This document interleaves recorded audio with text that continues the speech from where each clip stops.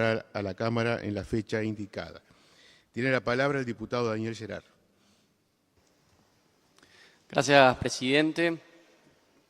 A lo largo de estos más de 4 años, he ordenado de diferentes maneras la mirada en que el PVP entiende, describe las leyes de este gobierno.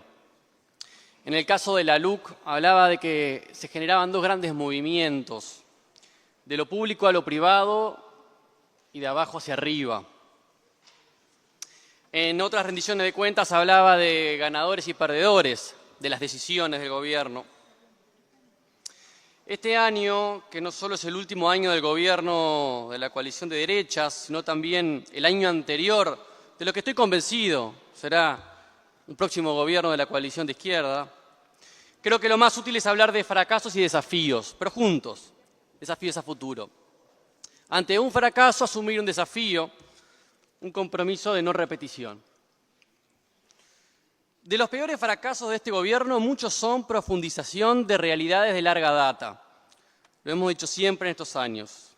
Algunos son tendencias que se observaban hacia el final del ciclo de 15 años frente amplista. Algunos pensamos que fueron buscados y otros no. Hay de todo. Y voy a hacer referencia a los que me parecen más importantes, más trascendentes y a los que me agarraron un poco más cerca.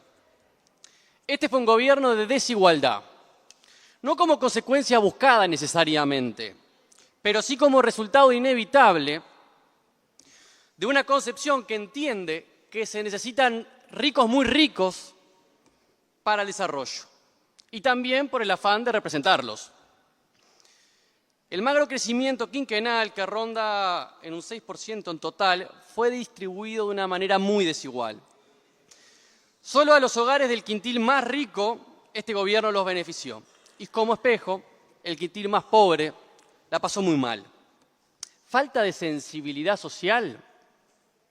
De parte de varios gobernantes probablemente sí, pero no ese es el punto. Lo que predominó fue una política social liberal en donde se continuó con algunas asistencias sociales, pero absolutamente medidas, vigiladas.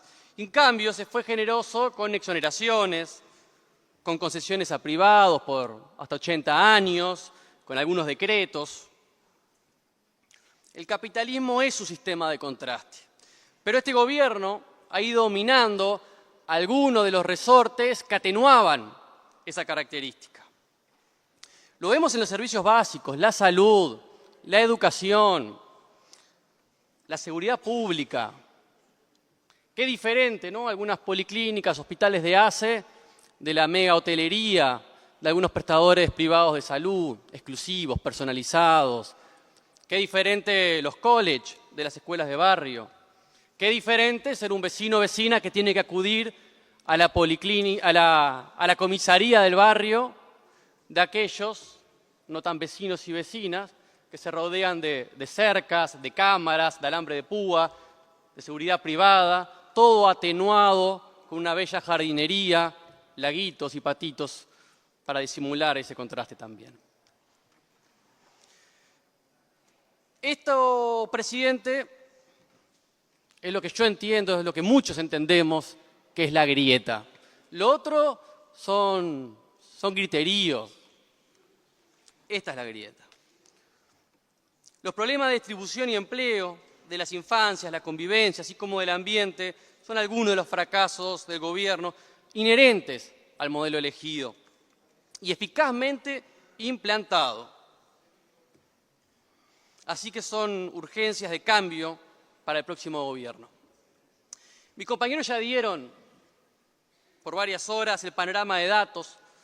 Destaco alguna cosa más. Hay 100.000 trabajadores más que en el 2019 que ganan en torno a un salario mínimo. Pasamos de 500.000 a 600.000. Hay 50.000 personas más viviendo en la pobreza. Durante este periodo ese número fue peor todavía. Hoy son 50.000. Los trabajadores que sí empatan el salario del 2019 perdieron 3 o 4 años. Esto es lo que explicaba de forma teórica, pero también práctica, el compañero Sibila, cuando hablaba del ejemplo del docente que trabajó gratis 1 mes y medio. Ese dinero, esa masa salarial, que no lo cobraron los trabajadores y trabajadoras, no se evaporó, se concentró. Esto es una política económica que refuerza las propias tendencias del capitalismo, pero que además durante estos años generaron su propia legislación. Podemos decir que la desigualdad se volvió ley en cierta medida. Lo vimos en la ley de teletrabajo y cómo va modificando el concepto de jornada laboral, las 8 horas, las 40 o las 48.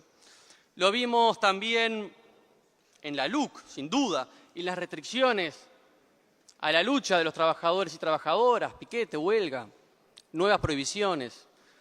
Lo vimos también hace un par de semanas en la discusión de la ley de plataformas, de trabajadores de plataformas, hace muy poquito. Y sin duda que lo vimos también con la ley de la seguridad social. Simultáneamente, presidenta, ahora tengo presidenta, simultáneamente tenemos impuestos que sí afectan a la riqueza, pero que exoneran más de lo que recaudan. Algunas cosas que ya pasaban y ahora pasan más. Todos desafíos para empezar a revertir el año que viene. Si tuviera que decir las 2 principales razones por las que el Frente Amplio no logró triunfar por 4ª vez consecutiva, diría que tiene que ver con este 500.000 de trabajadores muy mal pagos y con los problemas de inseguridad. En el primer caso ya vimos que estamos mucho peor. 100.000 personas en Uruguay es mucha gente. Y en el segundo caso, también. No voy a entrar en la guerra de cifras. Lo que sí es indudable que el problema de la violencia y la convivencia viene de lejos y se ha profundizado notoriamente en estos últimos años. La muerte de tantas personas, incluidos niños y niñas, las balaceras y ese tipo de fenómenos que ya van siendo ahora algo normal en tantos barrios, habla de un fracaso.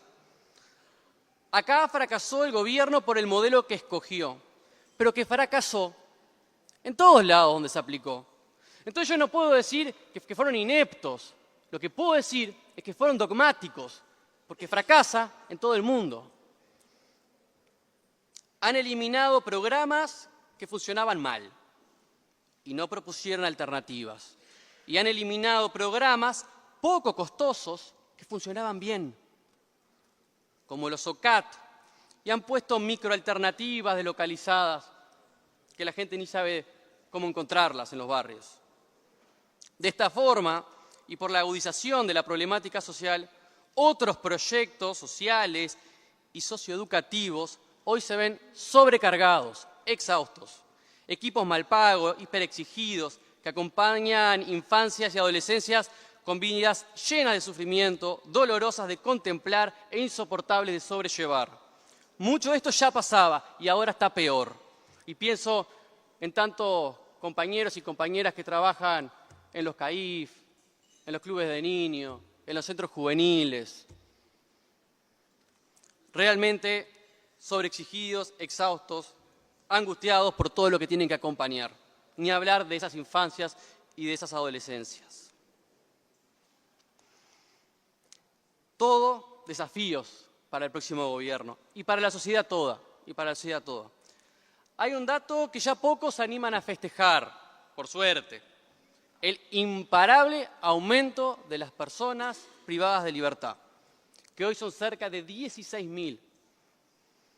En su discurso del 1 de marzo, el presidente habló de este tema y dio una mirada diferente. A mí me llamó la atención. No sé si le habrá pasado a otras personas acá. Se preguntaba con una sensibilidad humanista, ¿quién se rehabilita en estas condiciones?, decía el presidente. También decía, con un sensato pragmatismo, que hay 2 formas de ser crítico de este modelo, de buscar otra manera. la de la empatía, pero también la del egoísmo. Estos privados de libertad salen peor de lo que entran, dijo algo así. Ahora, sus políticas lo que llevaron fue esto. Esta reflexión llega tarde, pero además no se vio reflejado en sus políticas ni en el presupuesto. Y así está Uruguay en esto, ¿no? De los primeros lugares en el ranking mundial y primero segundo en América Latina. Y esto además sin tener ningún rebote positivo en la convivencia y en la sociedad. Como dijo Marx ya en el siglo XIX, el capitalismo destruye a las personas y destruye también el planeta.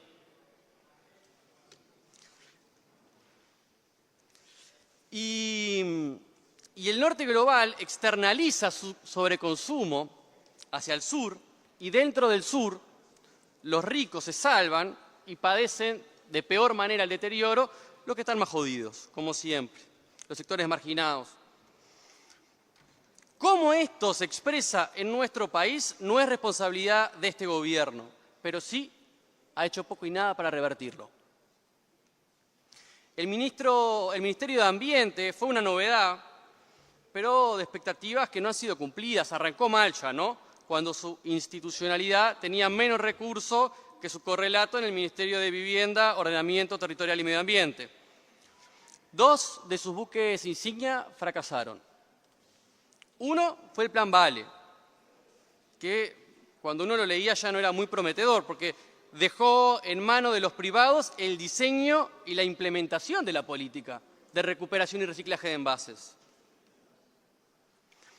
Y el otro era integrar un 10% de las aguas marítimas uruguayas al SNAP, y bueno, será una buena idea para implementar en el próximo gobierno. Por otro lado, este ministerio debe proteger nuestra franja costera y sus frágiles y dañados ecosistemas. Y los negocios inmobiliarios, tan estimulados por algunos gobiernos departamentales, destruyen estos ecosistemas y por ello el ministerio tiene un rol clave e insustituible para frenarlos. Su rol en materia de control de la caza y sobre los permisos y usos de agroquímicos también fue deficitario. Vivimos, Presidenta, en un mundo herido y nuestro pequeño y entrañable país puede tener algunas excepciones, pero no son tantas, menos de las que creemos. Necesitamos tomar decisiones audaces para generar un punto de inflexión. Y siempre este tipo de decisiones generan resistencias, temores y anuncios de cataclismos, y se atachan a los que las proponen de irresponsables. Los trabajadores, las mujeres y las infancias hoy están peor que hace 4 años, también nuestro ambiente. Este gobierno ya está en su descuento y la gente evaluará y decidirá. Por nuestra parte, seguiremos construyendo desde abajo y por izquierda, intentando poner la vida en el centro. Gracias, Presidenta. Muchas gracias, diputado Gerger. Tiene la palabra el diputado Eduardo